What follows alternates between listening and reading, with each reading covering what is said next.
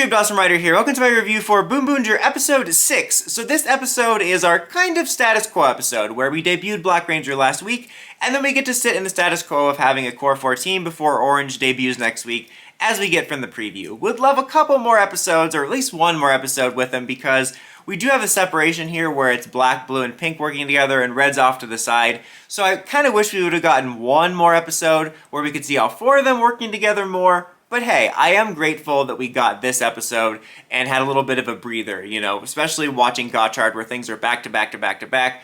It's nice to have an episode where we sit on the status quo of a last reveal, and even just as simple as the mecha, you know, getting the new mecha formation, one more chance to shine before we debut a new one next week. As I mentioned, things are a little bit separate. You do have Red off to the side, who is investigating with Inspector Lady, who that's her name, because am I going to learn her name? Again, guys, no. He's investigating with her. Based on the preview, I thought it was going to be more like they were working together a little bit in the episode, and then the other three were off. It was sort of like that, but basically after they discover this new arrival, he's off on his own. I wouldn't mind seeing like a storyline where she works with them, or maybe with Taiya in the future, but we'll get to them in a second. We're largely going to put a pin in that storyline and talk about that second. The only other thing you need to know about that in regards to how it affects the A-plot with these characters is that the new villain, I believe it was the new villain that created the toilet monster, who is a surprisingly great design. I've said in the last couple of reviews how in general I've been enjoying the designs of the monsters, but it's a toilet. Like, it's one of the grossest, funniest things you could make a monster out of, and yet it somehow kind of looked cool in my opinion.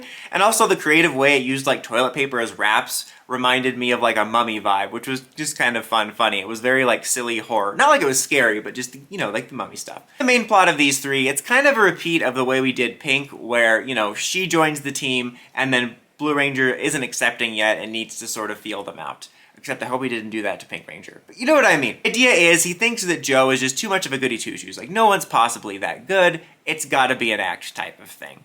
And what winds up happening is, like, they follow him around seeing him being goody two-shoes, but then the monster of the week's shtick is that when it sprays you with its toilet water, stay with me, it makes you tell the truth. It's like toilet truth serum. There's no such thing as truth serum. That's just nonsense from TV. Remember that beloved scene from the beloved movie, Ant-Man and the Wasp? I mean, it's not beloved, but come on, guys, that's a fun movie. What's funny is when you get to the main fight, is Blue Ranger's like, if I can get some of this toilet water on the Black Ranger. This is one of those times where I'm discussing the episode and I'm like, I sound nuts. I'm like, but this did actually happen. What was interesting is he's like, if I can get the water on the Black Ranger, he'll be able to show his true self. I mean, I'm sure this has happened before, maybe in a series I've seen, series I haven't, but I can't recall off the top of my head a time where one of the Rangers wanted to use like the Monsters of the Week's gimmick against a fellow teammate. And it winds up happening where he does get the water on him because he protects Pink. And I do kind of wish that there was more to that in terms of it would have been funny to see Blue actually trying to get Black in harm's way. That would have been kind of funny.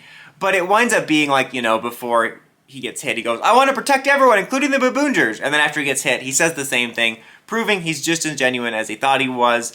But the real twist is when Blue gets it on him, and then he is apologetic to Black Ranger, but it kind of shows he's just as energetic and enthusiastic as the others when he has the toilet truth serum on him, which was kind of funny. Maybe a missed opportunity for something deeper there, maybe a reveal of why he's so suspicious, maybe even a hint at a bigger secret, but that didn't feel within the spirit of the episode, and admittedly it was kind of funny to see the stoic, skeptical character sort of be as energetic as the other Rangers. And in a way, I did find it refreshing that the way this resolution happened was different than Pink's, because I honestly assumed it was going to be similar, where by the end of the episode he doesn't outright say, like, I respect you now, but he just does that little And I like that it went down differently, and it was mostly pretty entertaining. I'm not going to pretend that I all of a sudden like Black Ranger now. He still rubs me the wrong way a little bit. You know, some of that performance where he doesn't feel like an actual human being, so I totally understand where Blue Ranger is coming from. But I found it to be pretty fun and an endearing way of seeing these guys work together. Like I said, it would have been nice to maybe see an episode that allowed the Core 4 to work together.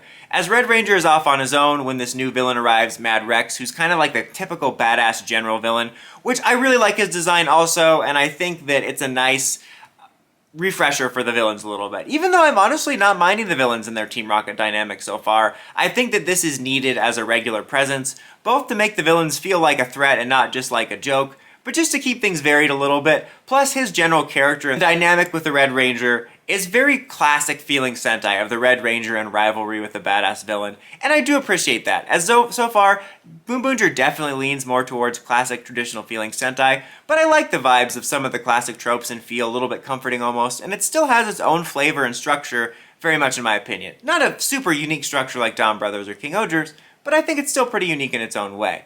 But I generally enjoyed their fight and dynamic. I bring up every week how I really have been enjoying the fights as they've been still pretty cinematic and acrobatic. And there's always almost one or two moves that stand out. And this week it was him like using the tires on the feet and in the back to sort of have himself float in the air, which was cool. And I have to say, overall, the suits have really grown on me. I'm going to be honest. The only thing I don't really like still is just the way the two tires look on the back.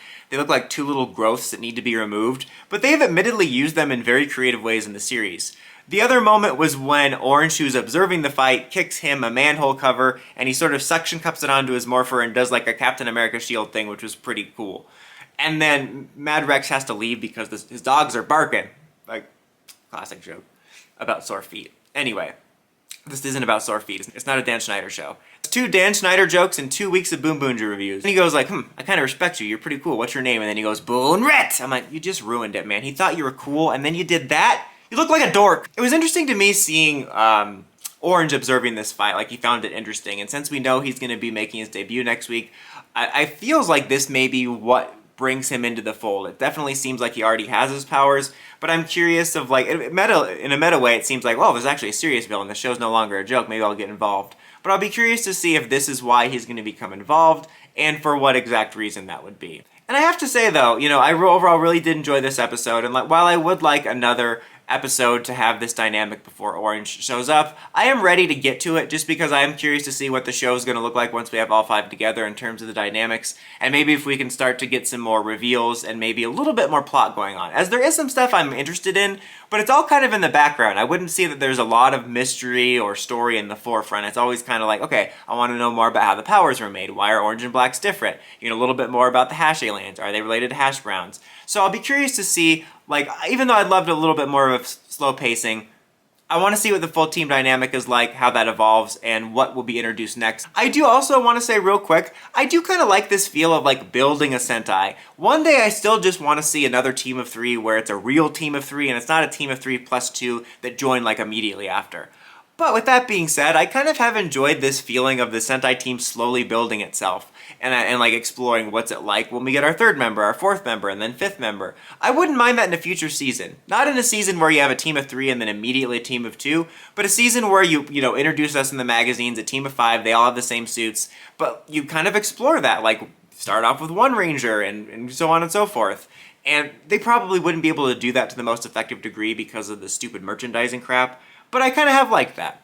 But anyways, guys, that's it for this one. Let me know what you thought of this episode in the comments. Until next time, don't forget to like, comment, subscribe, and climb the steps and ring that bell to get notifications for my videos. Dawson Ryder, signing out.